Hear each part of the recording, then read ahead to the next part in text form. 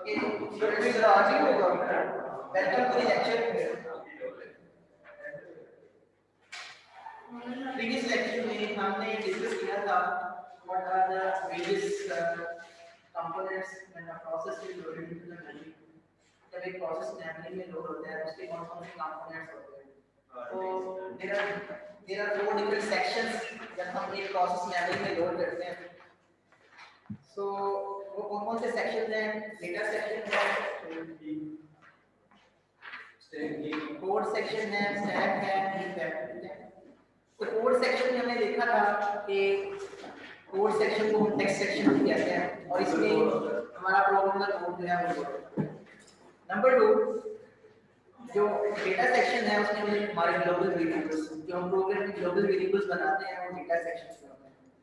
और स्टैक में आपके फंक्शन रिटर्न एड्रेस उसको उसमें फंक्शन पैरामीटर्स जो पैरामीटर्स पास करते हो एक फंक्शन की कॉलिंग में वो पैरामीटर्स स्टैक के ऊपर स्टोर होते हैं. और इसके अलावा लोकल वेरिएबल्स जो एक फंक्शन में लोकल वेरिएबल्स होते हैं वो भी स्टैक के ऊपर स्टोर होते हैं. ठीक है, तो ये हमने प्रीवियस सेक्शन में देखा था. फिर हमने देखा था कि बैच सिस्टम में और जो टाइम शेयरिंग सिस्टम है उसमें डिफरेंस क्या है. हमने प्रोसेसेस की डिफरेंट स्टेट्स देखी. तो ये मैंने आपको ये स्टेप अपनी पर हमारी डिस्कशन कर ली. और पीसीबी के बारे में मैंने बताया था आपको. पीसीबी सो यू नो कि जब इनिशियली एक प्रोसेस जब क्रिएट होता है सिस्टम में, ठीक है, तो सिस्टम में जितने भी प्रोसेसेस क्रिएट होते हैं, ठीक है, स्टार्ट में एक जॉब पूल में होते हैं. Job pool for example there are n processes. ये हार्ड डिस्क है आपकी और ये आपकी मेमोरी है रैम.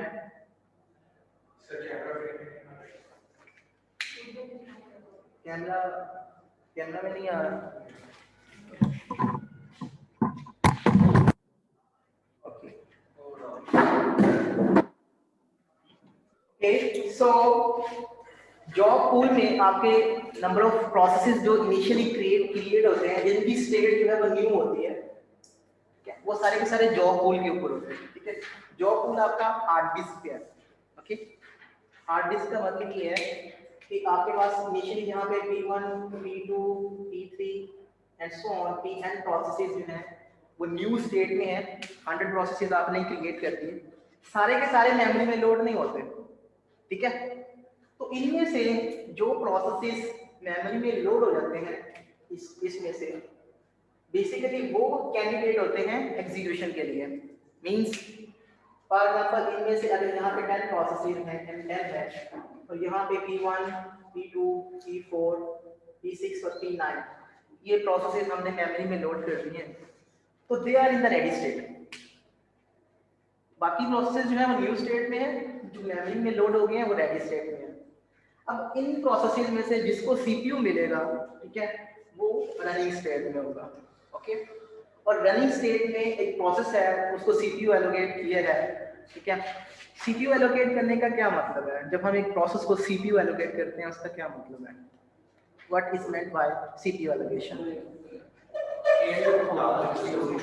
जिस भी प्रोसेस ने एग्जीक्यूट होना है इनिशियली उसको मेमोरी में होना जरूरी है. It is compulsory to execute a process, ठीक है, वो मेमोरी में रिजाइड करे. पहली हमारी रिक्वायरमेंट है नंबर 1. अब एग्जीक्यूशन का मतलब ये है, प्रोसेस की एग्जीक्यूशन का मतलब ये है कि या तो उसने प्रोसेसर यूज करना है, सीपीयू यूज करना है, या फिर उसने आईओ डिवाइस यूज करना है. Okay, either it should use CPU or IO devices to complete its task. Okay. अब फॉर एग्जांपल P1 को हमने CPU एलोकेट किया, CPU यूज कर रहा है, इसका मतलब क्या है? इसका मतलब ये कि CPU के रिसोर्सेज को यूज कर रहा है. CPU के रिसोर्सेज कौन कौन से हैं? ALU है, CPU है, कैशे है और रजिस्टर. तो इसका मतलब ये है कि सारे के सारे जो सीपीयू के जो रिसोर्सेज हैं वो फॉर एग्जांपल P1 यूज कर रहा है. इसके रजिस्टर सेट ऑफ रजिस्टर्स, इसको हम रजिस्टर फाइल भी कहते हैं. एग्जीक्यूशन के लिए सीपीयू के रजिस्टर्स यूज हो रहे हैं, ओके। इसका मतलब ये है कि ये सीपीयू यूज कर रहा है। तो जब ये सीपीयू यूज कर रहा होगा तो कोई और प्रोसेस जो है वो सीपीयू यूज नहीं कर सकता। मींस अगर एक सीपीयू है आपके पास तो एक ही प्रोसेस एट टाइम यूज करेगा। तो इसका मतलब ये है कि ये न्यू स्टेट में है, ये रेडी स्टेट में है, और इनमें से जिसको सीपीयू मिला होगा, ठीक है, वो रनिंग स्टेट में होगा, ओके।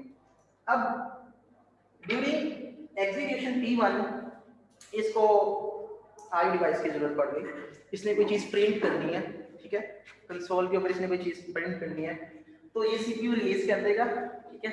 सीपीयू इसको नहीं चाहिए और वो आईओ के लिए चला जाएगा। तो हो सकता है कि और भी प्रोसेसेस अभी वहां पे प्रिंटिंग कर रहे हो, कंसोल यूज कर रहे हो, तो यहाँ पे वो वेट करेगा, ठीक है। तो अगर वो आईओ के लिए वेट करेगा तो वो वेटिंग स्टेट में होगा, ओके। यहाँ पे मैंने लिंक की वाला बताया था, ये लिंक क्यों इस तरफ जा रहा है, ये बताएगा लास्ट क्लास में इसके ऊपर डिस्कशन की थी। टाइम हमने कहा था कि टाइम शेयरिंग सिस्टम में स्पेसिफिक टाइम, उतने टाइम के लिए हम एक सीपीयू एलोकेट करते हैं, उसको हम कहते हैं क्वांटम टाइम, ठीक है, या टाइम स्लाइस।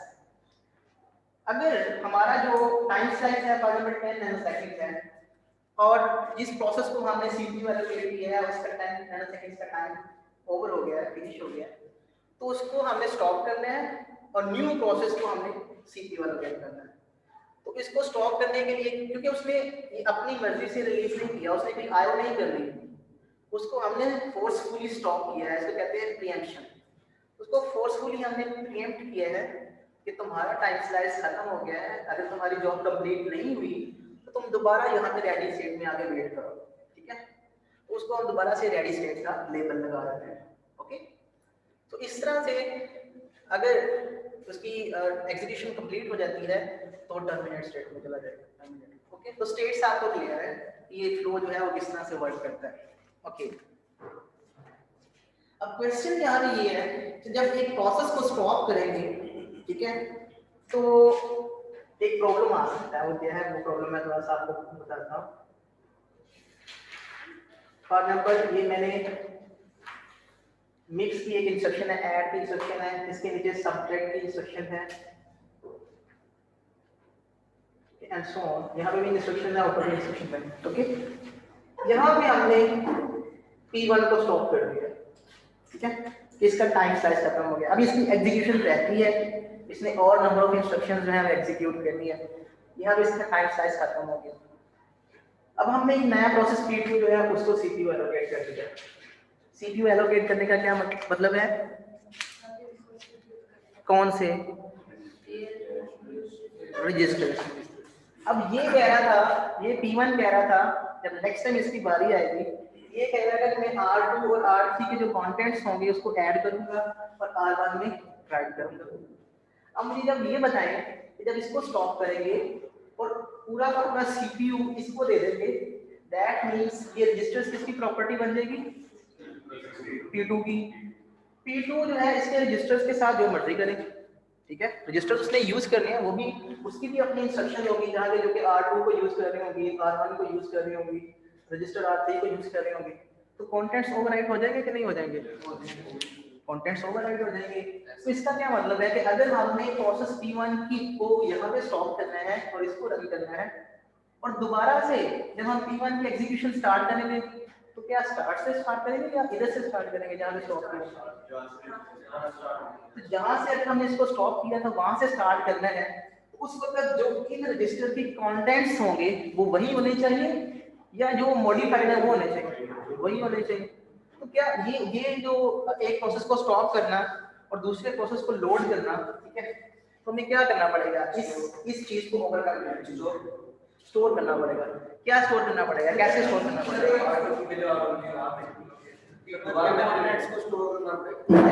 एग्जैक्टली कि हम क्या करेंगे, हम जब एक प्रोसेस को स्टॉप करेंगे तो हम उसकी पूरी की पूरी स्टेट को सेव करेंगे, ठीक है। पूरी पूरी स्टेट क्या होगी, रजिस्टर्स होंगे, ठीक है, क्योंकि रजिस्टर्स में आपके जो कंटेंट्स हैं वो रजिस्टर्स के हैं, तो वो रजिस्टर्स के कंटेंट्स को हम सेव करेंगे, ठीक है। वो रजिस्टर्स के कंटेंट्स को सेव करेंगे P1 के लिए और P2 के जो रजिस्टर्स के कॉन्टेक्ट्स हमने पहले सेव किए होंगे उसको लोड करेंगे, तो इसको कहते हैं कॉन्टेक्स्ट स्विच। ठीक है, अब क्वेश्चन ये है कि कौन कौन सी इंफॉर्मेशन जो है वो सेव करने की जरूरत है। एक प्रोसेस को जब स्टॉप करना है और दूसरे प्रोसेस को जब चलाना है तो वो कॉन्टेंट्स कौन कौन से सेव करने की जरूरत है, कौन कौन सी इंफॉर्मेशन सेव करने की जरूरत है और कहाँ पे सेव करने की जरूरत है। ओके, तो दिस इज द क्वेश्चन। इसका आंसर क्या है? ऑपरेटिंग सिस्टम हर प्रोसेस के लिए एक डेटा स्ट्रक्चर मेंटेन कर रहा होता है, ठीक है, जिसको हम कहते हैं PCB, program control block. Link list आपने पढ़ी होगी, लिंक लिस्ट में एक नोड होता है, ठीक है, समझ में कि ये पीसीबी जो है ये एक नोड है और उस नोड में कौन कौन सी इंफॉर्मेशन होगी जो कि सेव करने की जरूरत है। हमने प्रोसेस की स्टेट को सेव करना है। स्टेट क्या मतलब, क्या वो रनिंग स्टेट भी है, क्या वो वेटिंग स्टेट भी है, क्या वो रेडी स्टेट भी है, सो ठीक है, उसकी स्टेट को सेव करना है पहली चीज। दूसरी चीज, हर प्रोसेस का एक आईडी होता है, जब प्रोसेस क्रिएट होता है उसको एक आईडी असाइन करते हैं, वो 16 बिट का आईडी होता है। 16 बिट में 0 से 16 बिट के दरमियान जितना भी नंबर होता है उतना उसका आईडी होता है। ओके, तो उसको एक प्रोसेस नंबर असाइन होता है, वो प्रोसेस नंबर सेव करते हैं, ठीक है। ऑफ कोर्स नोड में अगर डेटा सेव किया हुआ है तो कैसे पता चलेगा कि ये कौन से प्रोसेस की इंफॉर्मेशन है, तो प्रोसेस नंबर से पता चलेगा। This is unique ID. Program counter, ठीक है, इससे मैंने आपको बताया कि 16 डिजिट का एक नंबर है, पार्ट नंबर 16 डिजिट का मतलब ये है कि 0 से 2⁻16 - 1 ये नंबर जनरेट कर सकते हैं, which is equal to almost 16,327 force. Okay, मैंने कहा कि 0 से इस नंबर के दरमियान एक प्रोसेस आईडी जो है वो असाइन होता है। इसका क्या मतलब है कि how many processes you can create in the system. 16 इससे ये भी आइडिया होता है, इससे ज्यादा प्रोसेसेस आप सिस्टम में क्रिएट नहीं कर सकते, ठीक है, but this is a real number, ठीक है। नॉर्मली आपके सिस्टम में एट मैक्स 100 to 200 प्रोसेसेस चल रहे होते हैं, 300 चल रहे हैं, 400 इससे ज्यादा नहीं चल रहे। Okay, so process numbers, program counter, ये पीसी क्या होता है? पीसी रजिस्टर पता है किसी को? सर यहां पे आपका स्टेटमेंट एग्जीक्यूट हो रहा है। पीसी होता है, पीसी में हमेशा नेक्स्ट इंस्ट्रक्शन का एड्रेस होता है जिसको एग्जीक्यूट करना है।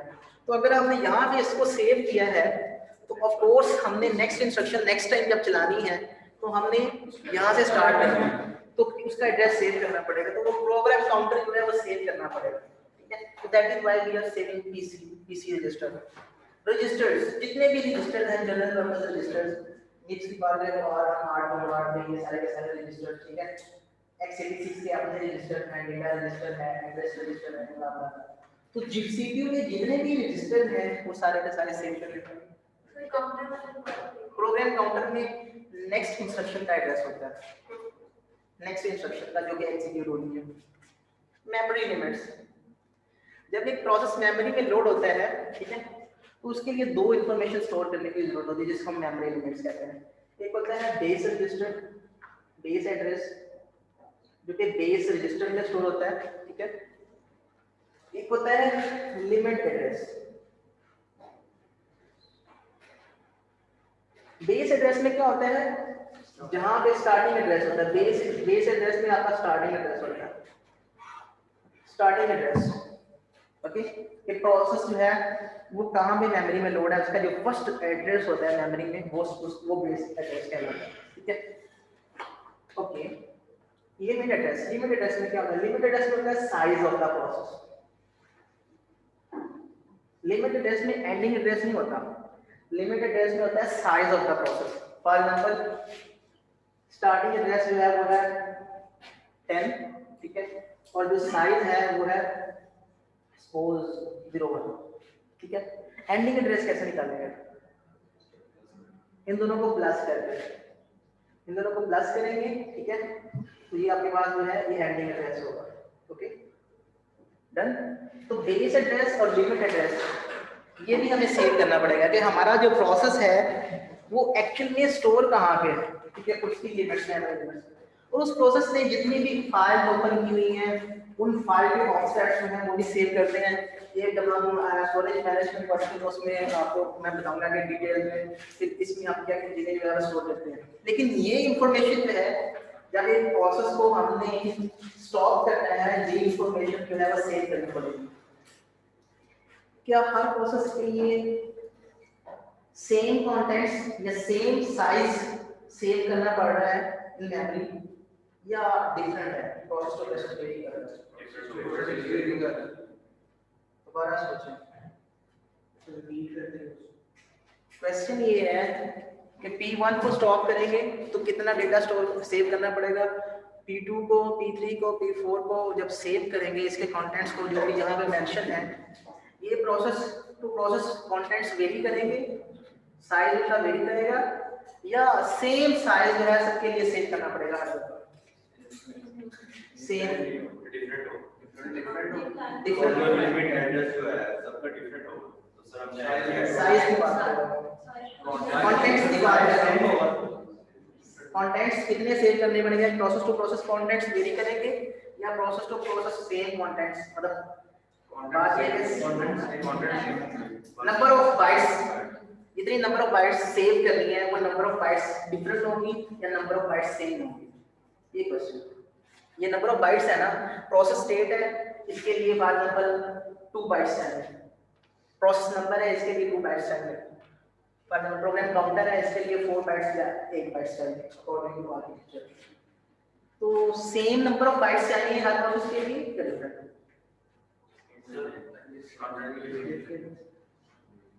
Same different, same different. Sir जरूरी तो नहीं है कि वो सारे कंटेंट सेव, मतलब सारा कंटेंट सेव करें लेकिन उसकी स्टोरेज मेमोरी में उतना पूरा आ जाए। जैसे काम भी हो तो ये कैसे, हमें कैसे पता चलेगा कौन से कंटेंट सेव करने हैं कौन से नहीं करने? सर नहीं, मैं कह रहा हूँ जरूरी है एक मेमोरी एलोकेट हुई है उसको इतनी जगह स्पेस सेव करेगा, इतना डाटा है उसको बचा कर सकता है। कम भी हो सकता है, ज्यादा तो नहीं हो सकता, जितना हो सकता है मेमोरी में जितना हो कम भी हो सकता है। देखें हम जो ये चीजें सेव कर रहे हैं ना ये फिक्स है, these are fixed contents कि हर प्रोसेस के स्टेट को सेव करना है, हर प्रोसेस के प्रोसेस नंबर को सेव करना है, प्रोग्राम काउंटर को सेव करना है, रजिस्टर्स हार्डवेयर में चेंज होते रहते हैं नहीं। अगर 32 रजिस्टर है तो 32 रजिस्टर सेव करने पड़ेंगे, वी डोंट नो कि कौन सा रजिस्टर चेंज हुआ है, but for the sake of completely इस चीज को इंश्योर करने के लिए क्योंकि कोई भी रजिस्टर चेंज हो जाता है तो अगर 32 रजिस्टर सेव करने पड़ते हैं तो इसका मतलब है अगर एक रजिस्टर का साइज जो है वो 4 बाइट्स का है तो 32 मल्टीप्लाई कर 4 बाइट्स, कितने बाइट्स इसके लिए सेव करने पड़ेंगे? ये लिमिट और बेस रजिस्टर सबके लिए है, ठीक है, सबके लिए जितनी भी नंबर ऑफ फाइल्स उन्होंने ओपन की है। तो क्वेश्चन ये है कि ये जो ब्लॉक है ये ऑलमोस्ट सेम है, सिर्फ इस चीज को निकाल के इस चीज का पता है कि ये सारी की सारी सबके लिए नंबर ऑफ बाइट्स सेम है। लिस्ट ऑफ ओपन फाइल्स ये डिफरेंट हो सकती है, किसी प्रोसेस ने कम फाइल ओपन की है, किसी प्रोसेस ने ज्यादा फाइल ओपन की है, तो ये चीज डिफरेंट हो सकती है।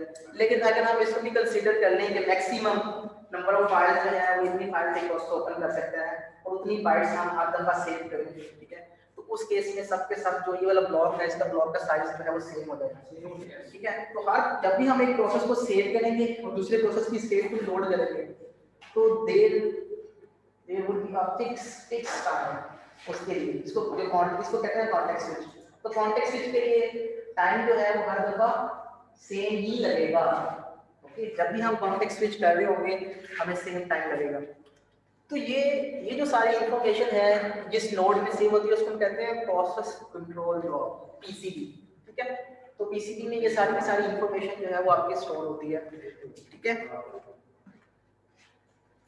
ओके। तो कॉन्टेक्स्ट स्विच होता है क्या?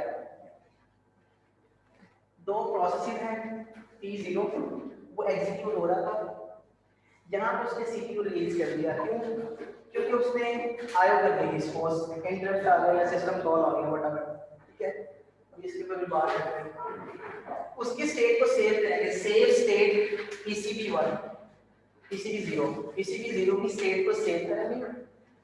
इतनी देर आपका जो प्रोसेस है, मुझे ये बताएं कि जब कॉन्टेक्स्ट स्विच हो रहा होगा और कोड कुछ नंबर ऑफ बाइट्स में है वो सेव करनी है, कुछ नंबर ऑफ बाइट्स लोड करनी है, लोडिंग और अनलोडिंग में थोड़ा टाइम तो लगेगा, ठीक है। यार ये सिस्टम का यूजफुल वर्क है। सर स्टोरेज डेटा लोड करो आप उसको करते हैं। वैसे ये दोबारा मैं चेक करता हूँ कि क्या ये हमारा यूजफुल वर्क है। हमारा यूजफुल वर्क क्या है कि प्रोसेस एग्जीक्यूशन हो। क्या कॉन्टेक्स्ट स्विच में प्रोसेस एग्जीक्यूट हो रहा होता है? नहीं, स्विचिंग होती है। स्विचिंग जो है एक प्रोसेस को स्टॉप कर रहे हैं, दूसरे प्रोसेस को जस्ट लोड कर रहे हैं। ना तो उसकी कोई नंबर ऑफ इंस्ट्रक्शन एग्जीक्यूट हो रही है प्रोसेस P0 की, ना प्रोसेस P1 की एग्जीक्यूट हो रही है। तो ये कॉन्टेक्स्ट स्विच जो होता है ये हमारे सिस्टम का यूजफुल टाइम नहीं होता, ये वेस्टेज टाइम होता है। ठीक है। तो इतनी देर आपका सीपीयू है वो आइडल रहेगा जब एक प्रोसेस की स्टेट को सेव करेंगे और जिस प्रोसेस को हमने चलाना है बाद में PCP1 है उसकी स्टेट को लोड करेंगे। अब मुझे भी बता सकते हैं कि लोड का क्या मतलब है?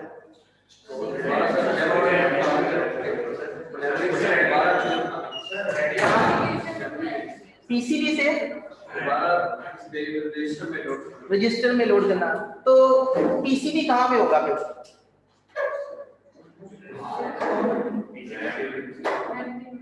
मैं रैम में होगा। ठीक है। ये मेंटेन कौन कर रहा है? पीसीबी मेंटेन कौन कर रहा है? Operating system. तो ऑपरेटिंग सिस्टम जो है एक डेटा स्ट्रक्चर मेंटेन कर रहा है। वो डेटा स्ट्रक्चर है लिस्ट ऑफ पीसीबी। इस तरह से this is the list of PCB. ठीक है। ये स्ट्रक्चर पीसीबी 0 है, पीसीबी 1 है, पीसीबी 2 एंड so on.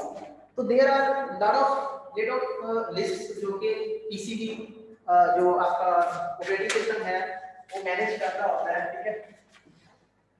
For example ready queue में जितने प्रोसेसेस होते हैं, ठीक है, वो इस तरह से उनका पीसीबी जो है इस तरह से आपस में लिंक लिस्ट के थ्रू, सर्कुलर लिंक लिस्ट के थ्रू उनका पीसीबी जो है वो मेंटेन हो रहा होता है। ठीक है। लिंक लिस्ट के थ्रू, सिंगल लिंक लिस्ट लेकिन सर्कुलर है। ठीक है। ओके। सो जिस प्रोसेस को अब ये कहाँ पे है? ऑपरेटिंग सिस्टम मेंटेन कर रहा है। दैट मींस ऑपरेटिंग सिस्टम का जो कोड है, मेमोरी को आप लॉजिकली दो पार्ट्स में डिवाइड कर सकते हैं। एक होता है कर्नल स्पेस। ठीक है। तो पीसीबी अगर पीसीबी यहाँ पे ऑपरेटिंग सिस्टम मेंटेन कर रहा है तो जो ऑपरेटिंग सिस्टम का जो मेमोरी पार्ट है, कर्नल स्पेस है, उसके अंदर पीसीबी जो है वो मेंटेन हो रहा है हर प्रोसेस के लिए। डन। तो लोडिंग और अनलोडिंग का मतलब ये है, सेविंग और अनसेविंग का मतलब ये है। सीपीयू कहाँ पे होता है? मेमोरी में होता है सीपीयू। सीपीयू मेमोरी में होता है। सीपीयू एक अलग एक हार्डवेयर है, यूनिट है। ठीक है। सीपीयू का मेमोरी के साथ भी कनेक्शन होता है। पहले लेक्चर में आपको बताया था कि सीपीयू मेमोरी के साथ 3 बसेस के थ्रू कनेक्ट होता है। Address bus, data bus, control bus.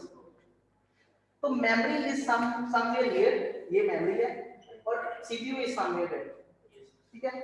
अब सेविंग का मतलब यह है कि इसके सारे के सारे कंटेंट्स रजिस्टर्स के पकड़ो, उनको सेव करो रैम में। रैम में किस जगह पे? रैम में जो ओएस का कोड है उसके अंदर जो पीसीबी है उसके अंदर। तो यहाँ से उन बसेस के थ्रू डेटा जो है वो ट्रांसफर होगा from registers to memory. This is saving. और लोडिंग का मतलब क्या है? यहाँ से पीसीबी से नेक्स्ट प्रोसेस का जो कंटेंट्स है वो सेव करो, रजिस्टर्स के अंदर डंप करो। ठीक है। इसका मतलब ये है। तो समझ आ गई आपको कि इस कॉन्टेक्स्ट स्विच का क्या मतलब होता है कि यहाँ से register to memory, memory to register. This is called context switch. Okay. So दोबारा यहाँ पे आते हैं। कॉन्टेक्स्ट स्विच का पता चल गया। ठीक है। फोरग्राउंड जिसको सीपीयू नहीं चाहिए उसको मैं दिखाऊंगा। सीपीयू नहीं चाहिए आईडी वैसे ही तब भी उसका जो उसकी जो स्टेट है वो सेव करेंगे। ठीक है। अगर उसको बार बार अब क्वेश्चन ये है लोडिंग के टाइम पे उसको चाहिए। दोबारा से एक्सप्लेन करता हूँ।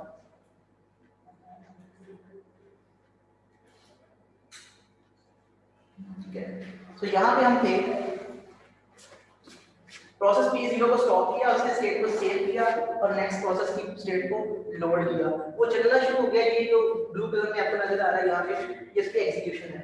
अब उसने CPU रिलीज कर दिया। ठीक है। उसकी स्टेट को सेव करेंगे और नेक्स्ट प्रोसेस की जो स्टेट है उसको लोड करेंगे। तो जब वो स्टेट लोड हो जाएगी तो फिर एग्जीक्यूशन स्टार्ट हो जाएगी। तो आपका जो सिस्टम है वो इस तरह से बनती है। ओनली जो ब्लू कलर में आपको एरर नजर आ रहा है, only this is the useful part done by CPU. बाकी इस टाइम पे सीपीयू आइडल है, ठीक है। अब सीपीयू हमारा जो ओवरऑल ऑब्जेक्टिव है, हमारा ओवरऑल ऑब्जेक्टिव ये है कि we want to use CPU and other hardware resources maximum, ठीक है। We want to utilize maximum hardware resources including CPU, including memory, including hard devices. हम अपने मेमोरी जो हार्डवेयर के रिसोर्सेज हैं उनको मैक्सिमम यूटिलाइज करने की कोशिश करते हैं। अब बात करते हैं एग्जीक्यूशन के पर्सपेक्टिव से। अब आपको कॉन्टेक्स्ट स्विच का भी पता चल गया, ठीक है, आपको पीसीबी का भी पता चल गया, पीसीबी में इंफॉर्मेशन कौन सी स्टोर होती है वो भी आपको पता चल गया, और वो फिर कौन कौन सी स्टेट्स में होती है। अब हम एग्जीक्यूशन की बात करते हैं, ठीक है, कि प्रोसेस एक्चुअली में एग्जीक्यूट कैसे होगा।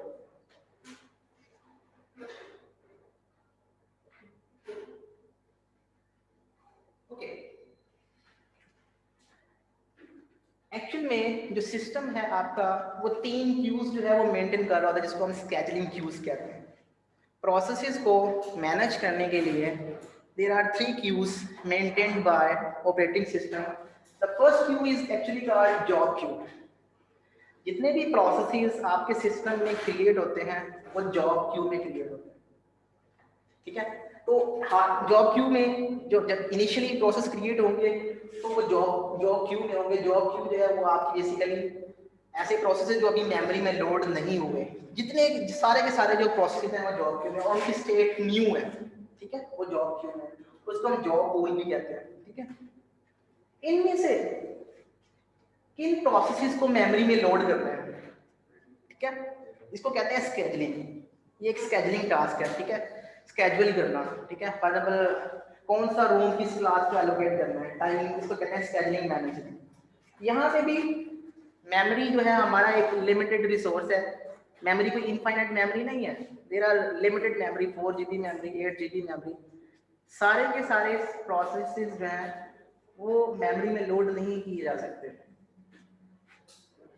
मैं इनिशियली दोबारा से वही क्वेश्चन करूंगा कि अगर एक प्रोसेस मेमोरी में लोड कर दिया है और वो एग्जीक्यूट हो रहा है तो why we need multiple processes into the memory. अगर एक प्रोसेस मेमोरी में लोड कर दिया और वो सीपीयू यूज कर रहा है या आईओ डिवाइसेस यूज कर रहा है, why we need to load other processes into the memory. वो आईओ डिवाइसेस जो प्रोसेस लोड किए वो आईओ डिवाइसेस यूज कर रहा है, सीपीयू हमारा एग्जैक्टली हमारा ऑब्जेक्टिव ये है कि हमने हार्डवेयर के रिसोर्सेज को मैक्सिमम यूटिलाइज करना है। अगर हम एक प्रोसेस मेमोरी में लोड कर रहे होंगे, एक प्रोसेस या तो आईओ यूज कर सकते हैं, आई डिवाइसेस, या सीपीयू। तो जब वो सीपीयू यूज कर रहा होगा आई डिवाइसेस फ्री होंगे, वेस्टेज ऑफ रिसोर्सेज। जब आई डिवाइसेस यूज हो रही होंगी तो सीपीयू इज फ्री, तो सीपीयू इज वेस्टिंग, ठीक है। इस वजह से हम मल्टीपल प्रोसेसेस मेमोरी में लोड कर लेते हैं, ठीक है। अब 2 तरह के प्रोसेसेस होते हैं एग्जीक्यूशन के पर्सपेक्टिव से। एक होता है आईओ बाउंड प्रोसेस, एक होता है सीपीयू बाउंड प्रोसेस। अगर एक प्रोसेस अपना ज्यादा टाइम सीपीयू पे लगा रहा है, अगर बात करें उसने 100 नैनोसेकंड का उसके पास टास्क है और 100 में से वो 60 नैनोसेकंड जो है वो सीपीयू पे लगा रहा है और बाकी 40 नैनोसेकंड जो है वो आईओ डिवाइसेस पे लगा रहा है, ठीक है। तो ऐसे प्रोसेस को हम कहते हैं सीपीयू बाउंड प्रोसेस। क्या कहते हैं? सीपीयू बाउंड प्रोसेस, क्योंकि ये सीपीयू के ऊपर ज्यादा डिपेंड कर रहा है।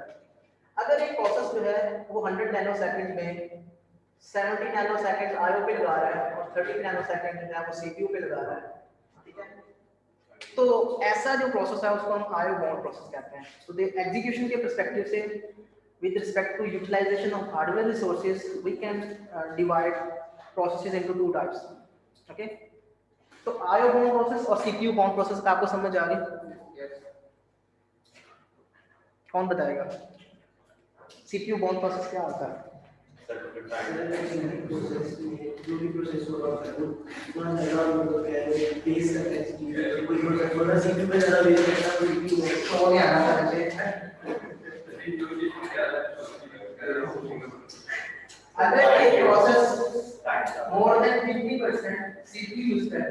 वो CPU बाउंड प्रोसेस। मैं भी वही कह रहा था कि जो ज्यादातर बेस पे रहेगा CPU पे या किसी चीज का अगर एक process more than 50% IO devices use करता है तो IO बाउंड प्रोसेस है, ठीक है।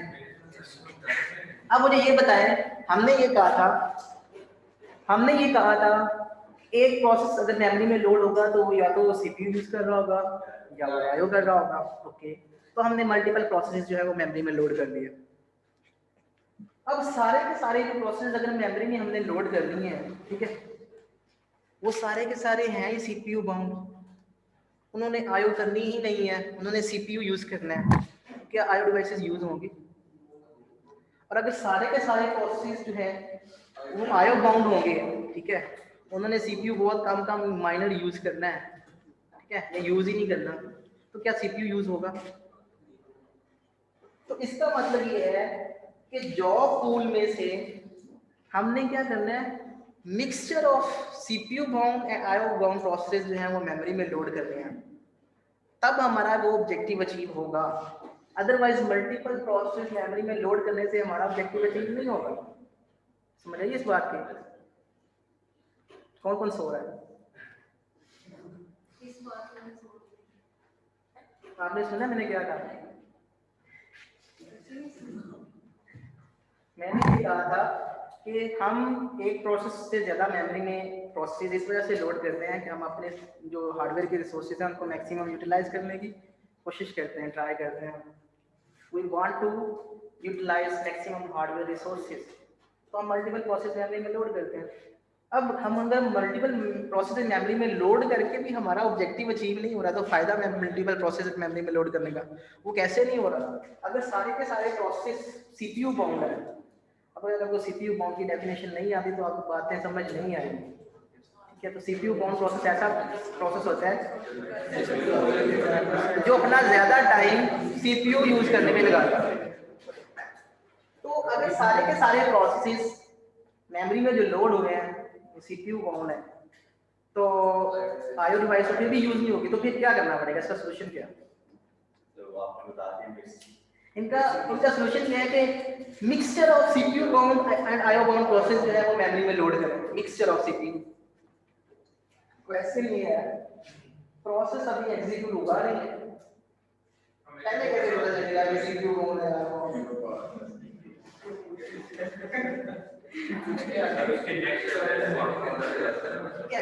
So there is a scheduler, एक एल्गोरिदम है, मतलब ठीक है, ऑपरेटिंग सिस्टम जो है उसमें एक एल्गो है जिसको हम स्केड्यूलर कहते हैं।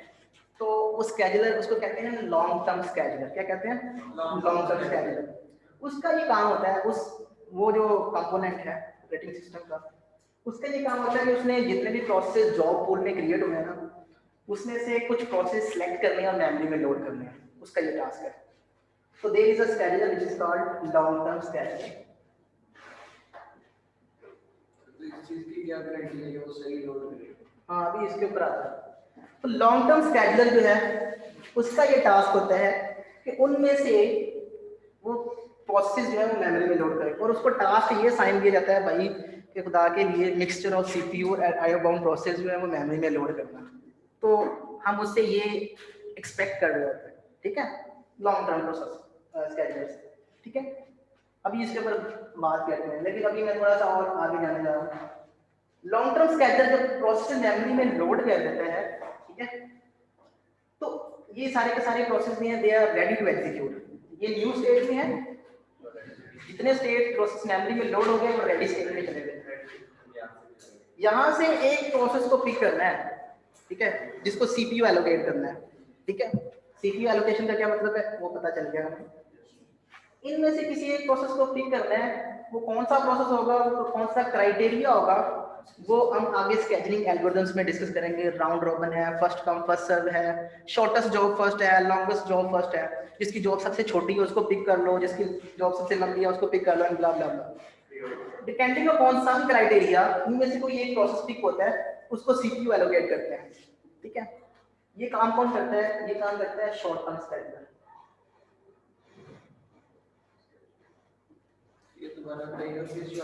Short term scheduler picks a process which is ready to execute and allocate that process to CPU. ठीक है, जो लॉन्ग टर्म स्केड्यूलर का काम ये है कि उसने जॉब क्यू में से प्रोसेस को पिक करना है और उसमें मेमोरी में लोड करना है। शॉर्ट टर्म स्केड्यूलर जो है उसका पर्पस ये है कि उसने रैम में से रेडी क्यू में से जो प्रोसेसेस हैं, तो आपको पता चल गया कि जॉब क्यू जो है सर जी जी सर जो आप लॉन्ग टर्म स्केड्यूलर बता रहे हैं इसमें मतलब लाइक अगर फॉर एग्जांपल एक ही प्रोसेस चल रहा है, मतलब एक बड़ा प्रोसेस चल रहा है, तो वो पहले उसी को एग्जीक्यूट कर रहा होगा। मीनवाइल अगर हम लोगों ने फॉर एग्जांपल कोई एक फाइल्स कॉपिंग पे लगा दी है, तो वो पहले जो प्रोसेस चल रहा होगा उसको कंप्लीटली मतलब पूरा करेगा या बीच में स्टॉप करके उसको कंप्लीट करेगा छोटे प्रोसेस को? ओके, सो हम बेसिकली दो स्ट्रेटजीज हमने डिस्कस की थी, एक बैच सिस्टम और एक हम टाइम शेयरिंग सिस्टम। अभी जो हम बात कर रहे हैं टाइम शेयरिंग सिस्टम की बात कर रहे हैं। बैच सिस्टम में ये होता था कि एक प्रोसेस पहले कंप्लीट होगा फिर दूसरा प्रोसेस कंप्लीट होगा एंड सो ऑन। उसमें प्रॉब्लम ये था कि एक प्रोसेस जब कंप्लीट करना है पूरा का पूरा, तो जब तक वो कंप्लीट नहीं होगा दूसरे प्रोसेस को बारी नहीं मिलेगी। तो अगर एक प्रोसेस दरमियान में आयो स्टार्ट कर देता है, उस दरमियान सीपीयू फ्री होगा तो सीपीयू यूटिलाइज नहीं किया जा सकता। This is the problem of batch system. तो हमने कहा था कि हम टाइम शेयरिंग सिस्टम के ऊपर आएंगे। टाइम शेयरिंग सिस्टम में ये होता है कि there is a quantum time, fix time होता है, उतने टाइम के लिए हम वो प्रोसेस जो है वो मेमोरी को जो एक फिक्स टाइम होता है उतने टाइम के लिए हम सीपीयू एलोकेट करते हैं प्रोसेस को, ठीक है। और अगर उसका टाइम उतना उसके दरमियान उसकी एग्जीक्यूशन कंप्लीट हो जाती है तो वो फिनिश हो जाएगा, टर्मिनेट हो जाएगा। अगर उसकी टास्क कंप्लीट नहीं होता तो वो क्या करेगा, दोबारा से रेडी क्यू में आएगा और अपनी बारी का वेट करेगा।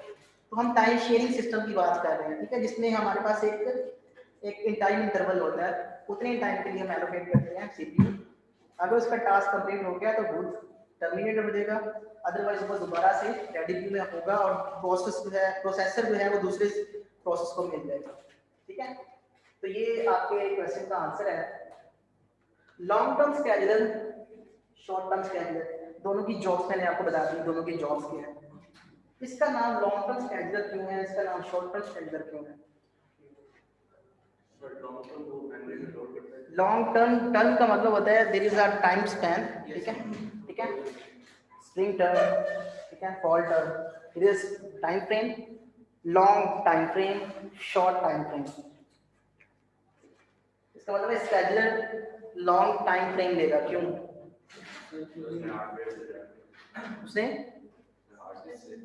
उसने हार्ड डिस्क से प्रोसेस को पकड़ना है, मेमोरी में लोड करना है।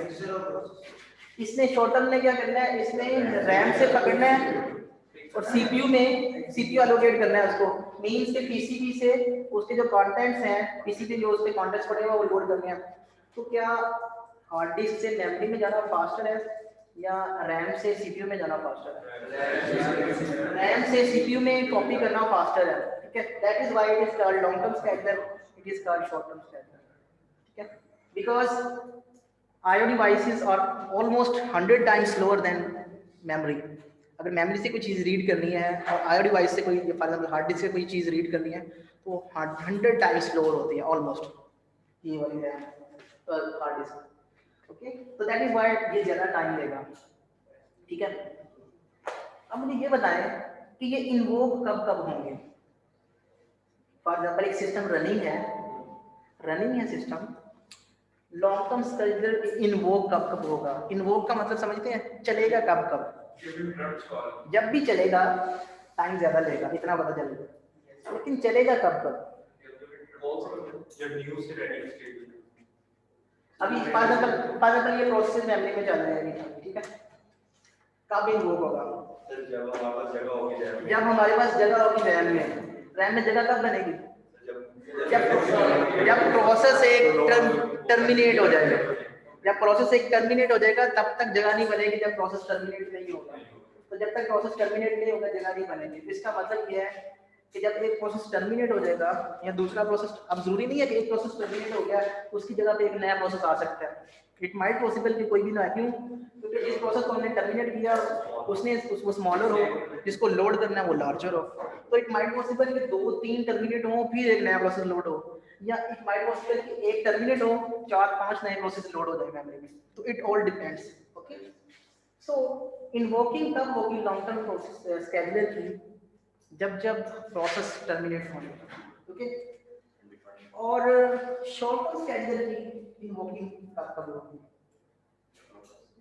जब तक ready for ready to run कब होता है?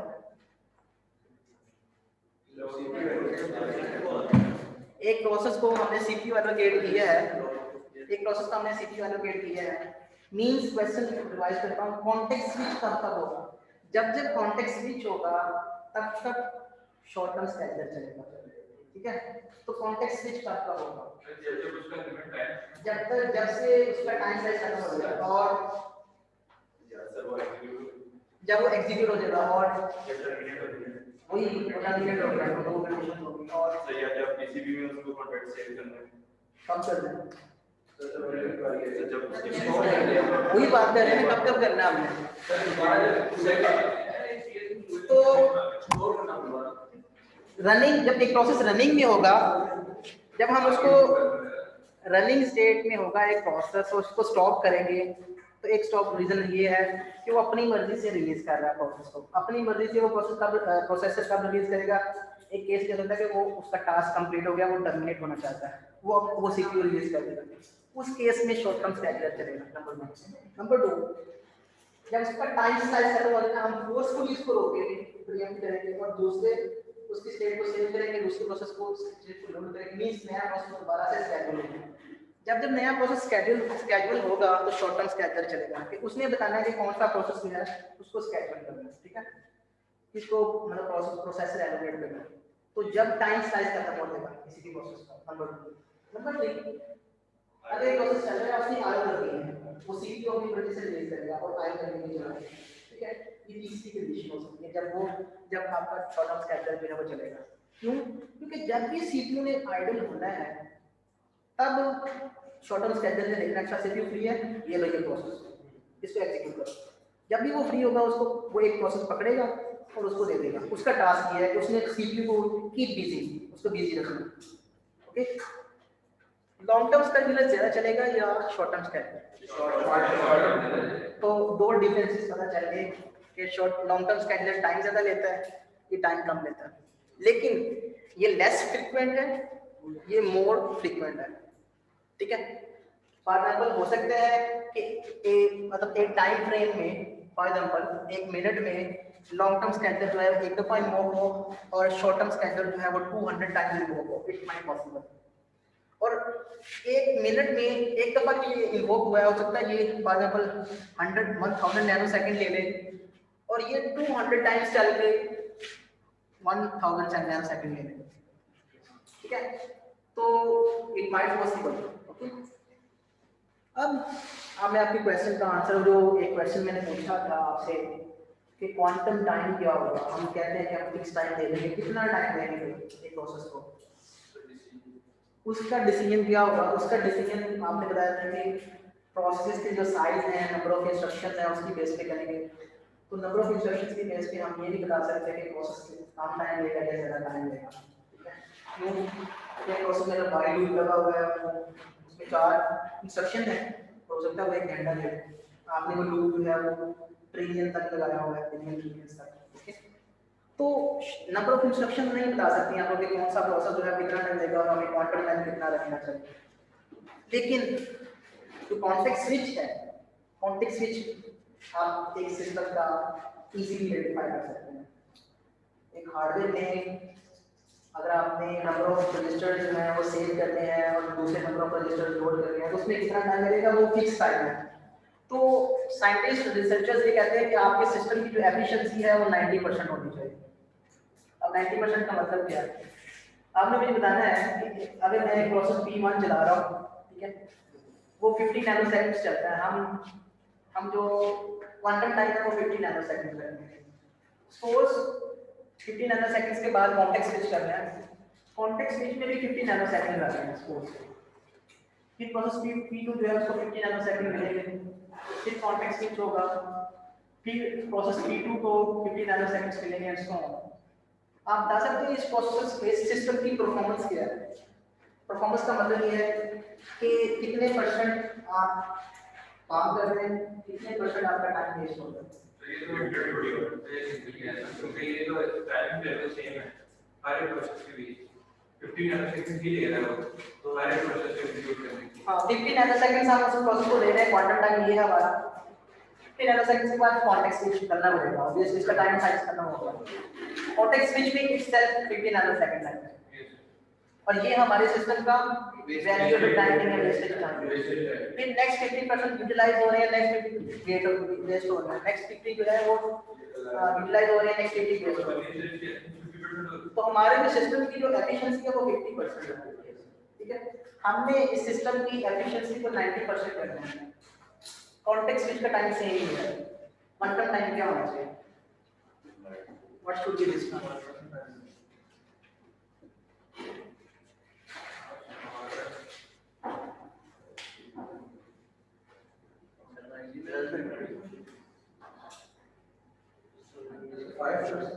फिफ्टी नैनोसेकंड आप वेस्ट कर रहे हो, ठीक है।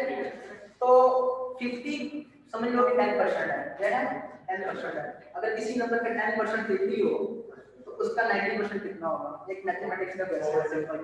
अगर किसी नंबर x का 10% जो है वो है 50, ठीक है, तो नंबर क्या होगा? 5 in 500 50% होता है 0.01, तो 500 है। तो नंबर टोटल 500 है, 500 सो 500 जो है वो आपका टोटल है 100%। 100% में से 100% परफॉर्मेंस नहीं चाहिए, 90% चाहिए। इसको अगर आप इसका 90% लेंगे 500 का तो 90% होगा 450।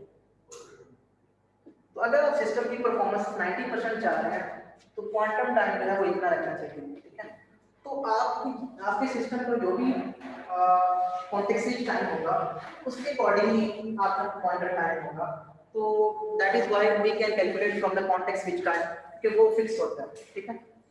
सो आज आपको पता चल गया कि हम क्वांटम टाइम जो है वो किस तरह से सिलेक्ट करते हैं। सर लेट्स सपोज हमने P1 को इस तरह 450 नैनोसेकंड्स दिए हैं, तो उसका जो प्रोसेस है वो अगर फर्स्ट के 300 नैनोसेकंड्स में खत्म हो जाता तो वो सीपीयू रिलीज कर देगा, दोबारा कॉन्टेक्स्ट स्विच होगा उस टाइम, ठीक है। सो उसी के ऊपर हम बता रहे हैं कि कब तक जो है वो सीपीयू रिलीज होगा, कब तक सीपीयू रिलीज होगा। ये वो कंडीशन है जब सीपीयू रिलीज होगा। पहली कंडीशन ये है, आपने रेडिक्यू में से किसी प्रोसेस को सिलेक्ट किया, उसको सीपीयू एलोकेट किया, अगर उसने आईओ करनी है सीपीयू रिलीज कर देगा, अगर वो टर्मिनेट हो गया सीपीयू रिलीज कर देगा, अगर उसका टाइम स्लाइस खत्म हो गया सीपीयू रिलीज कर देगा, अगर उसने एक चाइल्ड क्रिएट करना है, ये भी हम नेक्स्ट में देखेंगे कि चाइल्ड किस तरह से क्रिएट करते हैं, ये भी बेसिकली एक टाइप ऑफ आईओ है, ठीक है। अगर उसने किसी इंटरप्ट का वेट करना है, ठीक है, प्रोसेस फॉर एग्जांपल आपने कई ऐसे प्रोग्राम बनाए हैं जिसमें आपने यूजर से भी इनपुट ले लिए हैं, ठीक है। सो एंटर अ नंबर, वो बिलीव करता है, तो जब तक कर्सर आगे बिलीव करता है वो आगे मूव नहीं करता। Basically process is waiting for some, तो आप जब तक नंबर 5 या 10 एंटर नहीं कर देते तब तक वो प्रोसेस एग्जीक्यूट नहीं होता। तो ये वो पहला केस है, ठीक है। तो ये वो 4 केसेस हैं जब आपका शॉर्ट टर्म स्केड्यूलर जो है वो चलता है, एग्जीक्यूट होता है। डन हो गया। अब दोबारा उस क्वेश्चन पे आते हैं अब कि अगर लॉन्ग टर्म कॉस्ट जो स्केड्यूलर है उसको तो पता ही नहीं है कि कौन से प्रोसेस सीपीयू बाउंड है, कौन से आईओ बाउंड है, तो बाकी ऑफ कोर्स उसको नहीं पता होगा, ना ही उसको पता चल सकता है विदाउट एग्जीक्यूशन। तो होता ही है कि वो ब्लाइंडली किसी भी फर्स्ट कम फर्स्ट सर्व की बेस पे, किसी भी स्ट्रेटजी की बेस पे वो ब्लाइंडली लोड कर देता है मेमोरी में प्रोसेस को। प्रोसेस जब थोड़े थोड़े एग्जीक्यूट होते हैं तो ऑपरेटिंग सिस्टम क्या करता है, ऑपरेटिंग सिस्टम उनकी यूटिलाइजेशन को देखता है। अगर एक प्रोसेस का जो टास्क है वो 100 नैनोसेकंड का है और उसको 10 नैनोसेकंड दिए हैं और 10 नैनोसेकंड में उसने 9 नैनोसेकंड जो है वो सीपीयू यूज किया है और 10 नैनोसेकंड जो है उसने 1 नैनोसेकंड जो है उसने आईओ यूज किया है, तो अभी वो 10% चला है और उसका ट्रेंड क्या आया कि वो 90% सीपीयू यूज करता है, तो सीपीयू के ऊपर लेबल लगा दिया जाएगा ये प्रोसेस सीपीयू बाउंड प्रोसेस है। तो जैसे जैसे थोड़े थोड़े प्रोसेस जो है वो एग्जीक्यूट होंगे इनिशियली, उससे थोड़ा सा आइडिया हो जाएगा कि कौन सा प्रोसेस सीपीयू बाउंड है, कौन सा प्रोसेस आईओ बाउंड है। तो इससे फायदा क्या होगा? इससे फायदा ये होगा एक स्केड्यूलर और होता है जिसका नाम है medium term scheduler.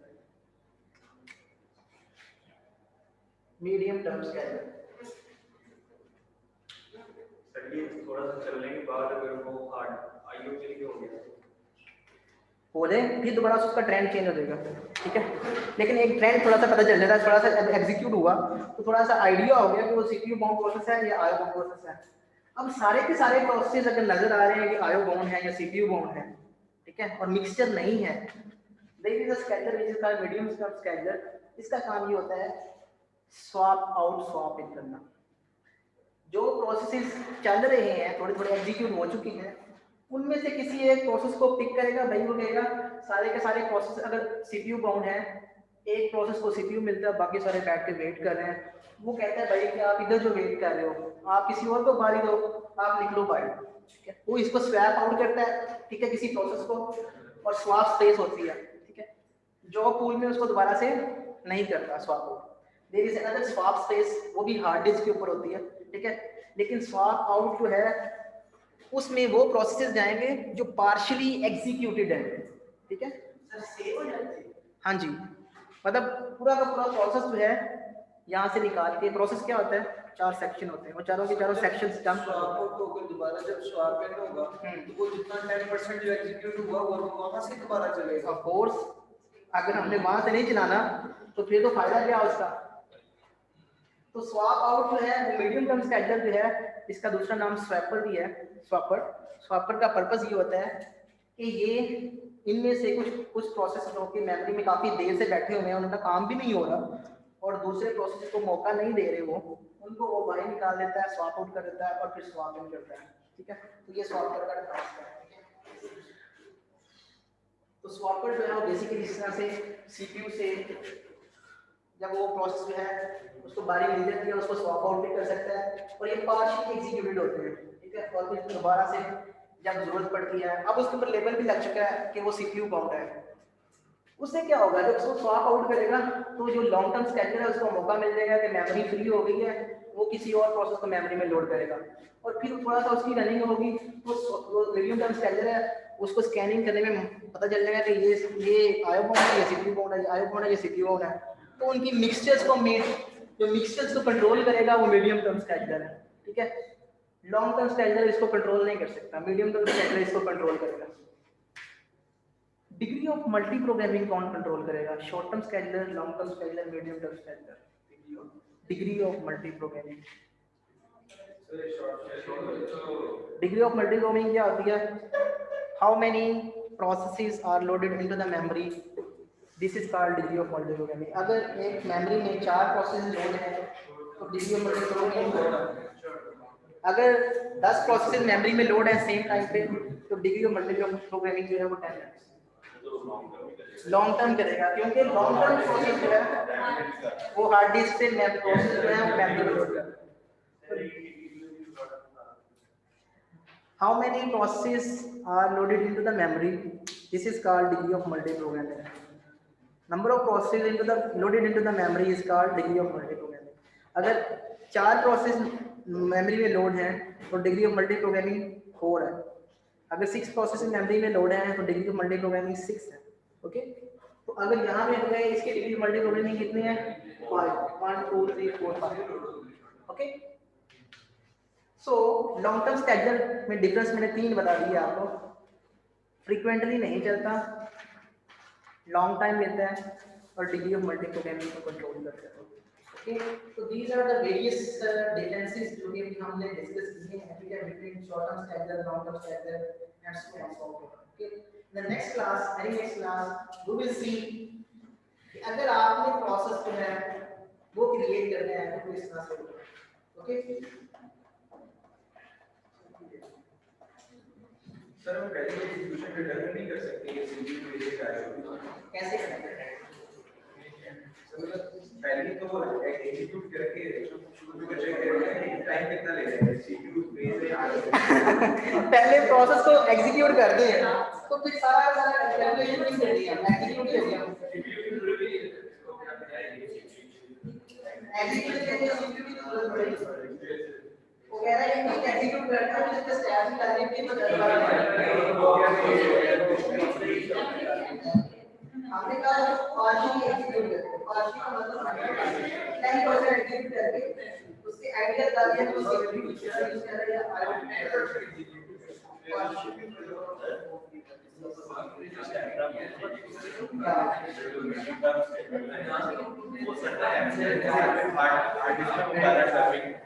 some labs in public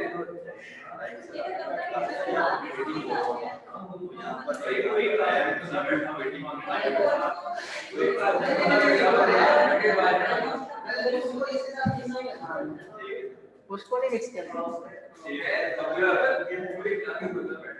students के लिए जो स्टूडेंट्स